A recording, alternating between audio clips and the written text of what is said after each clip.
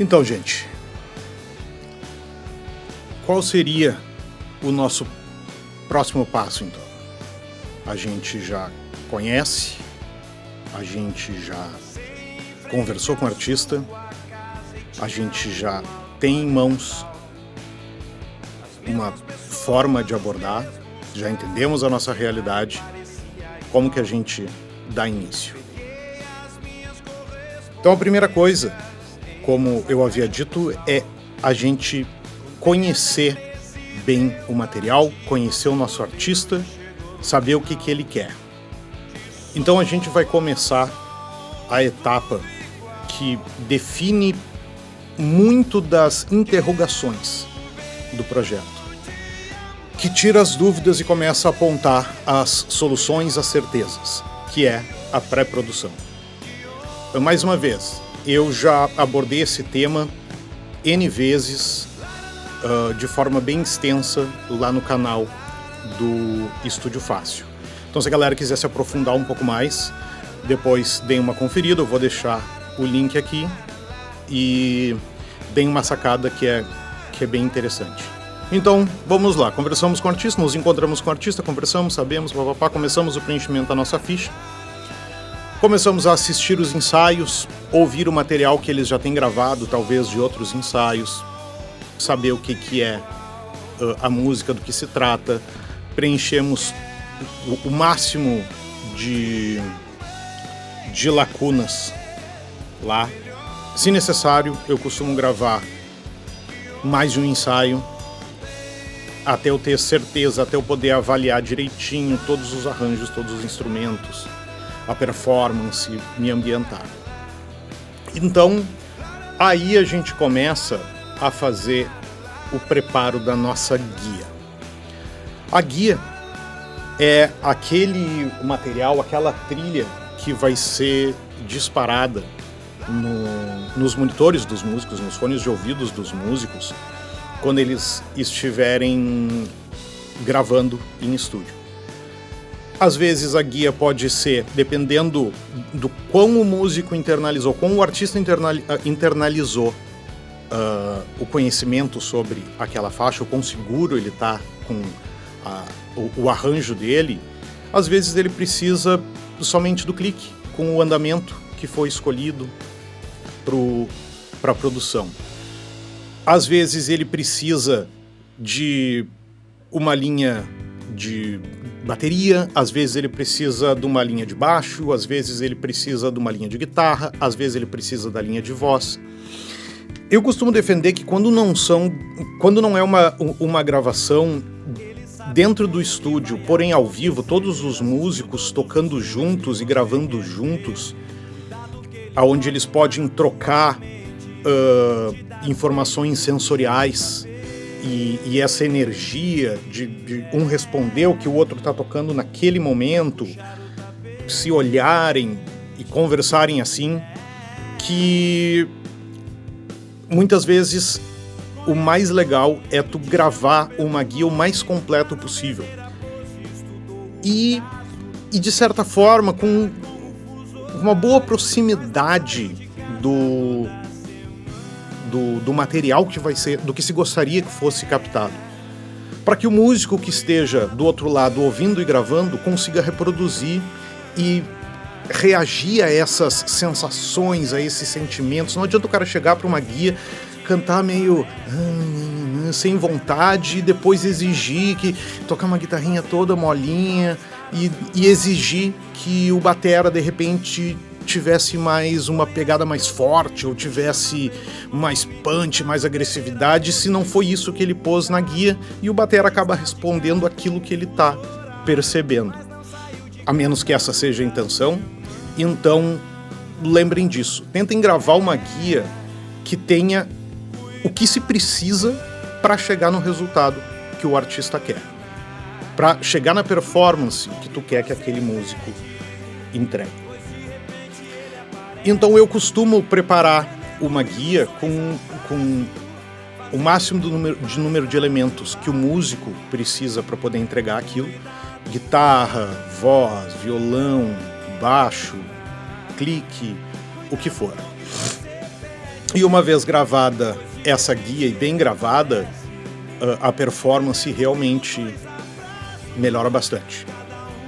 Para gravar uma guia, então, muitas vezes, pensando numa realidade de hoje, nessa realidade do Covid ou da tecnologia, os músicos podem fazer em casa. Tu, como produtor, pode programar os andamentos dessa produção, enviar para o artista, e o artista, hoje em dia, a gigantesca maioria de nós tem as ferramentas para poder fazer isso. Ou tem uma interface de som, ou tem um microfone USB, ou tem um bom aparelho celular, um smartphone, e ele pode muito bem captar isso em casa, te mandar tranquilo, tu monta, edita, vê se está tudo no tempo, direitinho. Mesma coisa com as performances de quase todo mundo, e depois já manda essa guia pronta para os próprios músicos ouvirem com tranquilidade, verem o que é que eles vão ouvir, se tá ok. Então é uma etapa que se pode fazer à distância e que funciona muito bem e economiza algumas horas de estúdio e economiza um bom tempo. Claro, se pode fazer isso em estúdio. Quando se tem uma produção onde todo mundo vai tocar junto, vai gravar junto, e tá todo mundo reunido no estúdio, quando isso é possível, nas realidades em que isso seja possível, tudo bem, é apenas um tempo que tu vai ter que dedicar para isso, e o teu artista tem que entender a importância disso, e que tu vai ter que dedicar, sim, um tempo para isso. O próximo passo que eu costumo realizar é a gravação de pré-produção.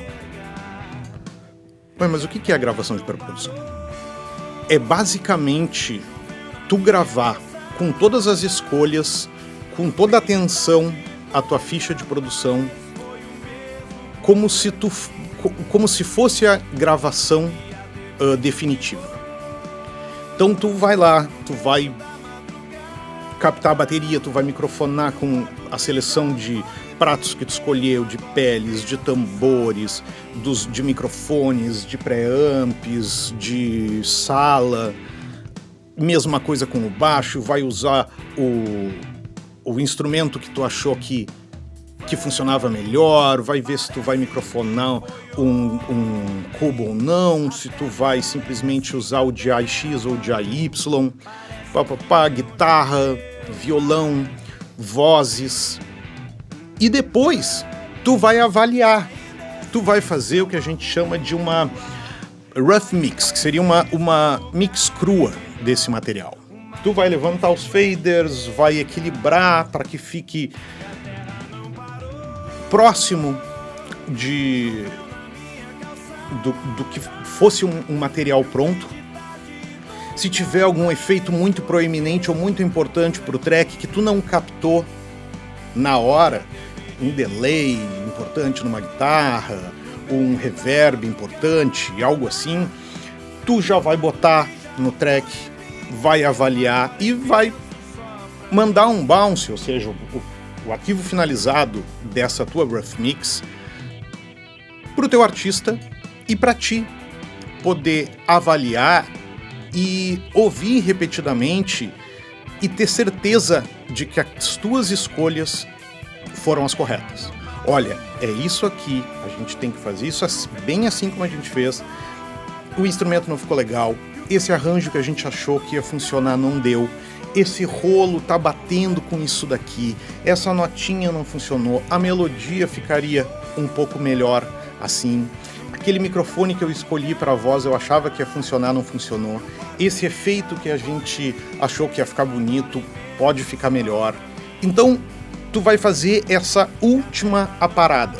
E muitas vezes o material que tu gravou nessa gravação de pré-produção acaba indo pro disco, acaba indo pra gravação final. Tu vai ver, cara, mas esse solo ficou fantástico. Cara, essa voz ficou maravilhosa. Então, ótimo, vou usar. Já tá pronto. Vamos regravar apenas as coisas que realmente se precisa fazer. Ou às vezes tem que se fazer tudo de novo, mas aí já com certeza. O músico já com a segurança, ambientado com o que ele vai ouvir dentro do estúdio, com o instrumento, já tendo mais certeza, mais segurança, as performances costumam melhorar muito. E é muito importante que se capte corretamente essa gravação da pré-produção, essa pré-gravação final, porque muitas vezes, como eu disse, além dela ir para o disco, por exemplo, como faixa principal, tu pode usar para N outros usos. Tu vai descobrir que, por exemplo, aquela voz que ele fez para tua pré-produção pode ser a dobra num refrão, ou a dobra na música inteira, ou pode ser, tu pode atrasar e usar ela como teu slapback, ou como teu delay. Tu pode usar apenas o microfone jump de alguma das coisas que tu gravou para usar como um efeito, como uma dobra. Então os usos realmente são muitos. E é muito importante que se grave corretamente essa pré-gravação definitiva. Finalmente, então, a gente pode fazer essa reavaliação, com certeza, olhar de novo a nossa ficha, corrigir o que for necessário, ver se estamos apontando para o lugar certo, se está tudo certo, e aí fazer uma gravação onde a chance de tu chegar no maior sucesso possível para aquele track vai realmente ter uma chance de acontecer. A gente sabe que muitas vezes o tempo, a realidade financeira não permite que se faça assim. Essa é a forma como eu tento lidar com os meus trabalhos. E muitas vezes a gente tem que adaptar essas abordagens para dentro da realidade do nosso artista, do orçamento disponível. E isso é nosso trabalho. E, infelizmente, isso é o tipo de coisa que a gente não tem como ensinar sem perceber as coisas que acontecem durante o caminho. Então, é o tipo de coisa que cada um de nós só realmente vai conseguir aprender, descobrir as alternativas, as possibilidades, o que não é possível, conforme a gente caminha a nossa jornada. Infelizmente, não existe uma forma de se tornar um produtor musical do dia para a noite. Tu não tem como se teleportar do ponto A para o ponto B. Para tu sair do ponto A até o ponto B, tu precisa percorrer esse caminho. Não existe o teleporte no áudio. Então, tenham em mente que muitas vezes tudo isso, todas essas abordagens podem não funcionar. Ou tu pode ter que adaptar, ou tu vai ter que pensar, e muitas vezes a solução que tu encontrou pode não ser a melhor. Tu vai ter que ver com outro colega, tu vai ter que continuar estudando. E isso faz parte, é normal, acontece com todo mundo. Alguns, por N motivos, N variáveis, algumas que a gente não tem controle, conseguem percorrer esse caminho mais rápido, conseguem achar soluções mais rápido, outros não. Então, apenas lembrem que não se tenta subir uma escada rolante descendo. Faz o melhor que tu possa fazer naquele momento, aborde da forma mais musical, artística possível e aceite aquilo. Seja crítico o suficiente, avalie, faça com que o teu artista entenda o que está sendo feito, como está sendo feito, valorize, saiba as limitações, o que é possível, o que não é possível, tudo da mesma forma, busquem sempre o melhor, façam o melhor possível, mas é o melhor possível daquele momento. Ficar refazendo 200 coisas após este período do qual foi feito, toda essa preparação, na maioria das vezes, é um tiro no pé. E por isso que eu tento garantir a maior chance de sucesso antes de dizer, agora a gente vai gravar, agora tá valendo, agora é o definitivo. Ah, mas não ficou bom ainda, não ficou bom ainda, não ficou bom ainda, não ficou bom ainda. Cara, a gente teve toda a chance do mundo para deixar isso bom e avaliar. Tá? Esse é o momento agora de fazer. Mas esse é um outro assunto. Vamos adiante. Material necessário para tudo isso. Na maioria das vezes, como eu falei, a gente já tem em casa uma interface pequena, um DirectBox, um fone de ouvido, uma DAW, software de gravação, e um microfone. E se é possível fazer a guia e às vezes uma boa pré-produção. Talvez não a gravação da pré-produção valendo, mas já é possível se fazer muita coisa apenas com esse material e com atenção e a fichinha de produção. Tá? Um pouco mais a gente já começa a gravar, então vamos adiante.